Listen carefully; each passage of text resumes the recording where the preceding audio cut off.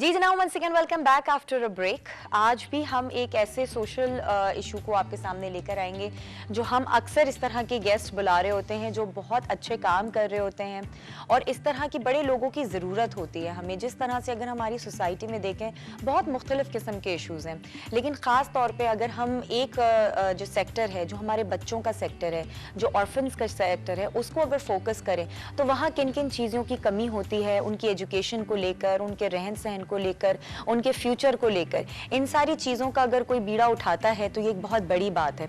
और अल्लाह ताला उनके काम में फिर मज़ीद जो है वो अच्छे सारे सिलसिले पैदा करता रहता है, रास्ते खोलता रहता है, उनको हर किस्म की जो है वो इमदाद मिलती रहती है। मतलब एक तरह से आप ये सोचें कि आपने एक अच्छे काम के लिए अगर सोचा भी है तो अल्लाह ताला उसमें आपका साथ ज़रूर देता है। इसी तरीके से एक इदारा है पाकिस्तान स्वीट होम्स, और वहाँ से आज हमारे साथ मेहमान मौजूद हैं। वहाँ वो इदारा किस तरह से ऑर्फन्स को देख रहा है, किस तरह से उनको फैसिलिटेट कर रहा है, क्या उनका फ्यूचर है उस हवाले से, तो आज हम उस बारे में बात करेंगे। तो आइए वेलकम करते हैं हमारे साथ यहाँ जो मेहमान मौजूद हैं। She is senior public relation executive of Pakistan Sweet Home, Namira Fayaz. अस्सलाम वालेकुम जी। वालेकुम सलाम। कैसी है नमीरा? मैं बिल्कुल ठीक हूँ, आप कैसी हैं? बिल्कुल ठीक ठाक। Thank you so much for coming. Thank you for having me. It's our pleasure. Well Namira, सबसे पहले तो मैं आपसे ज़रूर जानना चाहूँगी कि मुख्तलिफ किस्म के इदारे होते हैं और डिफरेंट या तो कोई ऑर्फन्स होते हैं या फिर गरीब या फिर बड़े बूढ़े, इस तरह के मुख्तलिफ सेक्टर्स को लोग डील कर रहे होते हैं। लेकिन ख़ास तौर पे पाकिस्तान स्वीट होम जो इदारा है, ये किस तरह से एक तो कायम हुआ, ऊपर से इसका क्या मोटिव था इसको कायम करने का, आप थोड़ा सा इसके बारे में हमें ज़रा बताएं डिटेल में। अच्छा, thank you so much. First I would like to thank you guys कि आपने इस चीज़ पे बात की और बात कर रहे हैं, बिकॉज इस तरह के सोशल इश्यूज़ पे बात करना इट्स वेरी इंपॉर्टेंट कि हमारे जो देखने वाले हैं, सुनने वाले हैं, उनको भी इस चीज़ का अंदाज़ा हो।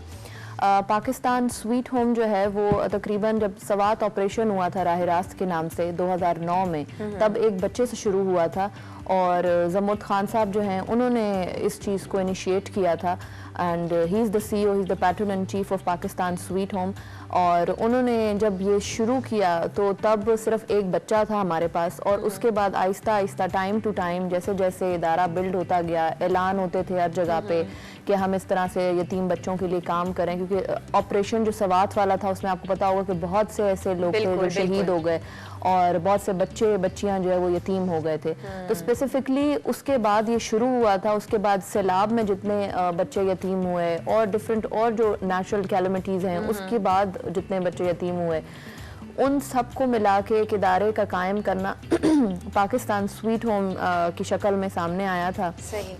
पाकिस्तान स्वीट होम नाम रखने का मकसद यही था कि इसमें पूरे पाकिस्तान से बच्चे आएंगे। अच्छा। और स्पेसिफिकली हमने जब टारगेट करना शुरू किया तो हमारे पास हार्ड एरियाज़ के बच्चे बहुत ज़्यादा थे, वज़ीरिस्तान के, इसके अलावा गिलगित, स्कर्दू, आज़ाद कश्मीर, इवन के अब तो ऐसा हो गया कि हम जब रजिस्टर हुए, हम सिक्योरिटीज़ एंड एक्सचेंज कमीशन के साथ रजिस्टर हैं और हमारे पास एक बड़ा अच्छा एक बेनिफिट है गवर्नमेंट की तरफ से कि हमें 61 और 66 के तहत टैक्स एग्जाम्पशन की पॉलिसी है कि डोनर अगर कोई आता है हमें कोई भी डोनेशन देने के लिए तो उसके ऊपर टैक्स नहीं लगता।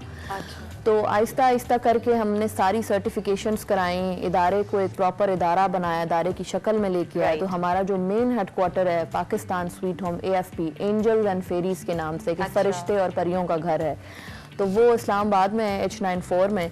बाकी इसके साथ साथ आहिस्ता आहिस्ता जैसे हमें नज़र आया कि वाकई फैसिलिटेशन प्रोवाइड की जा रही है बच्चों को, जिसके अंदर उनका शेल्टर भी है, फूड है, एजुकेशन है, बेसिक नेसेसिटीज़ जितनी भी हैं, उसमें आपकी हेल्थ और मेडिकल फैसिलिटीज़, स्पोर्ट्स फैसिलिटीज़ जितनी भी हैं, सारी चीज़ें इन हाउस जो है वो प्रोवाइड की जाती हैं। सिर्फ इस्लामाबाद में नहीं बल्कि इसके अलावा हमारा मीर अली नॉर्थ वज़ीरिस्तान में सेंटर है। आपको पता है कि नॉर्थ वज़ीरिस्तान में कोई परिंदा भी पर नहीं मार सकता क्योंकि वहाँ पे सिक्योरिटी इश्यूज बहुत ज़्यादा है। राइट। लेकिन आर्मी की कोलैबोरेशन से वहाँ पर भी हमारा एक सेंटर कायम हुआ और वो चल रहा है वहीं पर। इसके अलावा सरगोदा में, भलवाल में हमारा एक सेंटर है, सक्खर में सेंटर है, एबटाबाद में सेंटर है। और सबसे जो बड़ी चीज़ जो मैं जहाँ भी जाती हूँ या जो भी कोई बात करता है तो मैं ज़रूर ये चीज़ कहती हूँ कि वो चीज़ करें जो दुनिया में जो कहीं पे किसी ने भी नहीं की। तो Pakistan Sweet home has initiated one project जिसका नाम Pakistan Sweet home cadet college है। अच्छा। और वो दुनिया की तारीख का पहला कैडेट कॉलेज है, क्योंकि दुनिया में कहीं पे भी ऑर्फन बच्चों के लिए कैडेट कॉलेज नहीं है जो फ्री ऑफ कॉस्ट उनको सारी चीज़ें प्रोवाइड करें। तो वो गुजर खान और सोहावा के बिल्कुल दरमियान में मेन जीटी रोड के ऊपर जो है हमारा कैडेट कॉलेज इंशाल्लाह 2 महीनों के अंदर जो है वो शुरू हो जाएगा इंशाल्लाह। माशाल्लाह, दैट्स रियली गुड न्यूज़।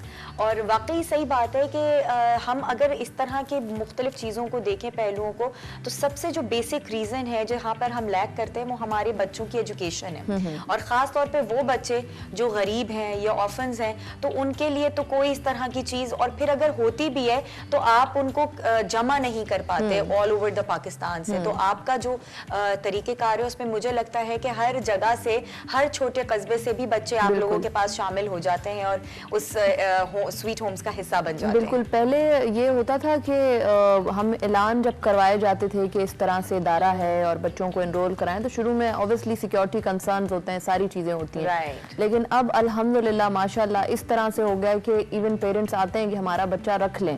लेकिन बात यही होती है कि हमारा इदारा सोली बेस करता है डोनेशन पे। जो भी बंदा आके हमें चैरिटी करता है या डोनेशन देता है, उस पे हम जो है अपना पूरा इदारा चलाते हैं और जितने भी सेंटर्स हैं उसका रनिंग एक्सपेंस बेयर करते हैं। तो अगर हम फॉर एग्जांपल हमारे पास यहाँ इस्लामाबाद सेंटर में 500 बच्चा है, जिसमें हमारे पास 100 बच्चियाँ हैं और 400 बच्चे हैं। अगर हम 1000 बच्चे इधर एनरोल कर लें, लेकिन बात यही है कि हमारे पास 1000 की रिसोर्सेज नहीं है, तो हम उस चीज में फिर लैक करेंगे। सही बात है। तो यही चीज है कि लोग जितने ज्यादा अच्छे लोग इकट्ठे होते जाते हैं तो अच्छाई का काम भी उतना ज्यादा बढ़ता जाता है। अच्छा, अभी आपने पेरेंट्स के हवाले से बात की कि पेरेंट्स भी चाहते हो आपके उनके बच्चे जो हैं वो आपके वहाँ पर शामिल हो, तो ये इनके क्राइटेरिया आपके जो इदारे का है वो क्या है? खाली ऑर्फन्स ही आपके मोस्टली ज्यादा वहाँ पर होते हैं, या फिर लोग अपने प्रॉपर जो उनके पेरेंट्स भी हैं वो अपने बच्चों को वहाँ पर एनरोल कराते हैं फॉर द फ्यूचर? मैं आपको बताऊं कि बहुत सी ऐसी चीज़ें हैं कि जब मैं इदारे में आई थी काम जब कर रही थी, तो तमुर्ज़ खान साहब ने बहुत सी ऐसी स्टोरी सुनाई कि जिसको सुन के दिल बहुत अजीब सा बंद सा हो जाता है कि हम सोचते हैं कि अल्हम्दुलिल्लाह वी आर वेरी प्रिविलेज्ड कि हमारे पास सारी चीज़ें हैं। कि इवन के ऐसी जगहों से हमारे पास बच्चे आए कि आप यकीन करें कि उनको ये तक पता नहीं होता था कि अगर टूथब्रश उनको दे रहे हैं तो उन्होंने वो दांतों में लगाना है या फिर बालों में लगाना है। उनके स्किन के ऊपर इस तरह की एक गर्द है, एक डर्ट है कि उनको ये नहीं पता होता कि उसको किस तरह से साफ करना है। तो हमारे जो डॉक्टर्स होते थे उसको उस तरह से स्क्रैच करके उस चीज को निकालना, और आप 1 हफ्ते के बाद जब उस बच्चे से मिलें और देखें तो आपको पता नहीं लगेगा कि ये वही बच्चा है। तो हमारे पास शुरू में बड़ी हमें प्रॉब्लम होती थी इकट्ठा करने में, लेकिन बाद में अब जो सिनेरियो हो गया उसमें यह है कि पेरेंट्स, जैसे मैं आपको बता रही थी, कि खुद आते हैं कि हमारा बच्चा रख लें। हमारे पास साल में एडमिशन होता है, उस एडमिशन के अंदर जिस भी क्लास के अंदर बच्चा आना चाहे उसका पर्टिकुलर टेस्ट होता है, वो टेस्ट पास कर लेता है और उसके बाद वो एनरोल हो जाता है। अच्छा, कुछ क्राइटेरियाज हैं आपके वहाँ पे इदारे में आने के लिए, या आपको होता है कि कुछ स्पेसिफिक रिक्वायरमेंट्स हों कि हाँ भाई इसी तरह की जो कंडीशंस होंगी वही अप्लाई कर सकते हैं बच्चे हमारे इदारे के लिए? सबसे पहली चीज़ जो है कि it's a project which is solely based on the orphans. बच्चा यतीम होना चाहिए, हमारी सबसे पहली चीज़ ये, क्योंकि ये प्रोजेक्ट ही यतीम बच्चों के लिए सिर्फ। हम स्ट्रीट चिल्ड्रन, अंडर प्रिविलेज्ड, जिनके वालिद साहब हयात हैं, उनको हम नहीं लेते, बेशक वो किसी भी क्लास से हैं। हम सिर्फ ऑर्फन बच्चा लेते हैं। इसके अलावा हम जब सिलेक्शन का क्राइटेरिया होता है उसमें सबसे पहली चीज़ ये कि हम नादरा से डेथ सर्टिफिकेट जो होता है वालिद का लेते हैं। गार्डियन जो भी है, मदर है या फिर कोई और मामू चाचू वगैरह हैं, उनका एक सर्टिफिकेट होता है, उनका CNIC प्रॉपर होता है, बच्चे का बेफार्म होता है। तो ये जो डॉक्यूमेंट्स हैं ये पर्टिकुलरली बहुत हमने स्पेसिफाई किए हैं कि ये चीज़ होनी चाहिए। बाकी जो टेस्ट का क्राइटेरिया है वो हमारे पास सिंपल टेस्ट होता है, उसमें जिस तरह का एग्रीगेट बनता है बच्चे का तो उसको हम उस क्लास में एनरोल करते हैं। अच्छा, इसमें ये भी नहीं हो सकता कि अगर जैसे फादर अगर हयात हैं और वो कुछ कमाते नहीं हैं या कोई ऐसा इशू है जिसकी वजह से फाइनेंशियल क्राइसिस हैं और बच्चे को नहीं मजीद आगे पढ़ा सकते, तो वो भी आपके उस पे इदारे पे सूट कर सकते हैं? नहीं, हमारे पास जितने भी बच्चे हैं वो सिंगल ऑर्फन या डुअल ऑर्फन हैं। किसी के मतलब वालिद साहब तो किसी के भी नहीं हैं, लेकिन कुछ ऐसे बच्चे हैं जिनकी वालदा भी हयात नहीं है, तो उनके गार्डियंस मौजूद होते हैं। फॉर एग्जाम्पल मामू हो गए या चाचू या कोई और आंटी। लेकिन कुछ ऐसे भी हैं कि मैं आपको एक चीज़ बताऊं कि एक बच्ची हमारे पास है और वो बच्ची जेल से हमारे पास आई थी, अडियाला जेल से। उनके जो वालिद साहब से उनकी डेथ हो गई थी और वालदा को जो है वो सजाए मौत जो है वो हो गई थी। खान साहब को स्पेसिफिकली बुलाया गया और उनको वो बच्ची जो है वो अभी तक हमारे पास ही, हमारे साथ ही है और वो इधर है। और जो इस तरह के बच्चे जिनके कोई गार्डियंस भी नहीं हैं, उनको फिर जमूल खान साहब अपने घर ले जाते हैं और उनको उसी तरह जिस तरह से उनके बच्चे हैं उसी तरह से उनको टेक केयर करते हैं। वाकई।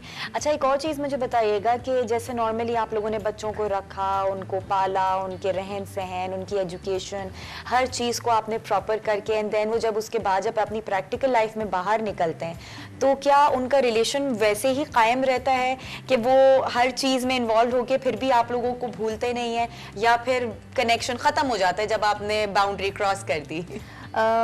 मज़े की बात है कि हमारा जो सीनियर मोस्ट बैच है अभी वो ग्रेड 12 में है, तो हमारे पास अभी कोई पास आउट बच्चा नहीं हुआ।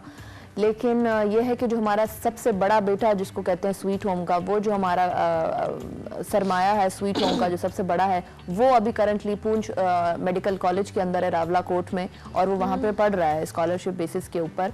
इसके साथ साथ हमारे जो बच्चे अभी ग्रेड 12 में उन्होंने बहुत सारे फोर्सेस का टेस्ट दिया है जो कि क्लियर कर चुके हैं। अच्छा। ISSB के लिए जा रहे हैं। तो ये है कि अगर किसी ने प्रोफेशनल डिग्री करनी है and they want us to get associated with them for life long period, तो हम उसके साथ एसोसिएटेड रहेंगे और वही हमारे एलुमनाई हैं। और जब स्वीट होम ऐसी पोजीशन पे हो कि उसको टेक ओवर करने का टाइम आए, तो यही बच्चे होंगे जो स्वीट होम को टेक ओवर करेंगे और हर सेंटर के अंदर जाके अपना रोल प्ले करेंगे। एग्जैक्टली। अच्छा, और फिर जब मैं प्रैक्टिकल लाइफ की बात कर रही हूँ उसमें आपकी जॉब भी आ जाती है एंड देन मैरिड लाइफ भी आ जाती है, तो अगर इस तरह के स्टूडेंट्स जो मैरिड होने के बावजूद जो है वो आपके साथ वहाँ पर एफिलिएट रहना चाहें और वहीं पर अपनी ज़िंदगी बसर करना चाहें, तो इस तरह के भी सहूलियात वहाँ मौजूद हैं?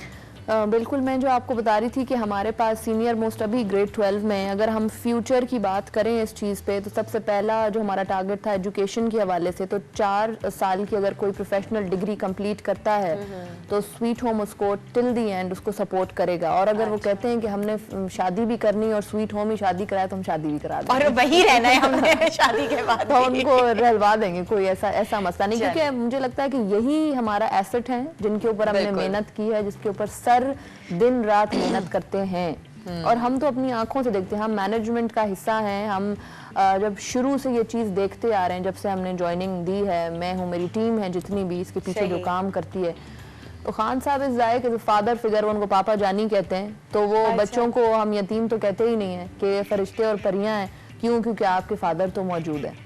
सही बात है। अच्छा, एक और चीज़ मुझे बताइएगा कि बेसिकली जो इस इदारे का मोटिव था वो आपकी एजुकेशन के हवाले से था, या फिर ऑर्फन्स को जो है एक सहूलियत, एक फैसिलिटेट लाइफ मिल जाए, फैसिलिटीज़ मिले मुख्तलिफ किस्म की, एजुकेशन आपके लिए ज़्यादा इंपॉर्टेंट थी? क्या चीज़ थी जो मेन मकसद था आपके इस इदारे का? सबसे जो मेन मकसद बोलूं या फिर एक सेंटेंस में अगर मैं सम अप कर दूं ना, तो सर की मुझे बात बहुत अच्छे से याद है और हम ये बात करते हैं यूजुअली कि यतीम को अगर यतीम ही पाला जाए तो उसका फ़ायदा कोई नहीं है। आप उसको ऐसे पालें कि जैसे आप अपने बच्चे को पाल रहे हैं और वो आपको अपनी फैमिली समझे। एग्जैक्टली। तो हम अगर यही आप अगर स्वीट होम, मैं डेफिनेटली आप सबको इनवाइट करूंगी कि आप आएं और विजिट करें। और आप जब एंटर होते हैं अंदर, तो कहीं पे भी स्वीट होम के अंदर ऑर्फनेज नहीं लिखा हुआ है, यतीम खाना नहीं लिखा हुआ है। अच्छा।